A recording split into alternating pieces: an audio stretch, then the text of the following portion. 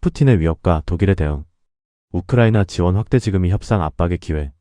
러시아가 우크라이나 수도 키이우에 대한 대규모 공격을 예고하며 긴장을 고조시키는 가운데 독일 정부는 오히려 우크라이나 지원을 더욱 강화하겠다는 입장을 분명히 했습니다. 이러한 독일의 목표는 러시아 대통령 블라디미르 푸틴을 협상 테이블로 끌어내는 데 있습니다.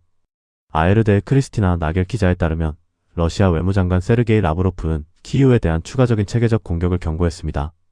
공격 대상에는 군사시설뿐 아니라 의사결정 중심지도 포함될 수 있다는 점을 강조하며 러시아 측은 외국인과 외교관들에게도 도시를 떠날 것을 촉구하며 압박 수위를 높이고 있습니다.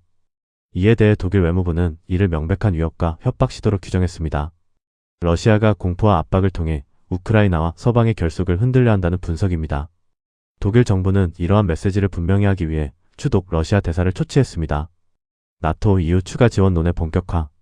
독일 외무장관 요한 바데풀은 우크라이나 지원 확대를 적극 추진하고 있습니다. 그는 스웨덴 헬싱보리에서 열린 나토 외무장관 회의에서 우크라이나의 구체적인 추가 지원 수요를 유럽 나토 동맹국과 캐나다가 충족해야 한다고 강조했습니다. 현재 유럽연합 EU는 연간 약 300억 유로 규모의 군사 지원 자금을 마련하고 있지만 바데풀 장관은 여기에 최소한 동일한 규모의 추가 재원을 더해야 한다고 제안했습니다. 각국의 분담 규모는 아직 확정되지 않았으며 향후 6주간의 협의를 통해 구체화될 예정입니다. 최종 결정은 터키에서 열릴 예정인 나토 정상회의에서 내려질 전망으로 독일 정부는 이번 결정이 러시아에 대한 강력한 정치적 신호가 될 것으로 기대하고 있습니다. 푸틴 현재 압박 속에 있다. 안보 전문가 니코랑에는 아에르데 인터뷰에서 현재 러시아의 상황이 결코 안정적이지 않다고 분석했습니다. 그는 푸틴은 전선 상황뿐 아니라 우크라이나의 러시아 본토 공격으로 인해 어려운 국면에 처해 있다고 진단했습니다.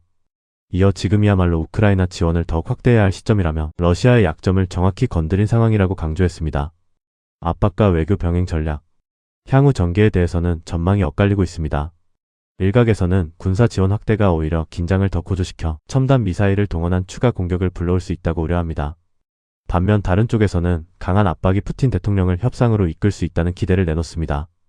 바데풀 장관은 이와 관련해 이중 전략을 제시했습니다.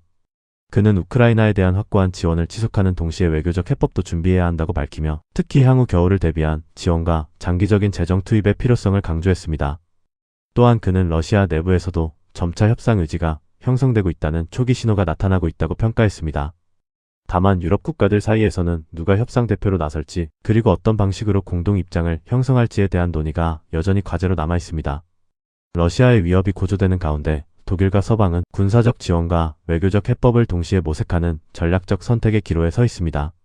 지금의 압박이 전쟁의 확전으로 이어질지 아니면 협상의 계기가 될지는 향후 몇 주간의 국제 공조에 달려있다는 평가가 나옵니다.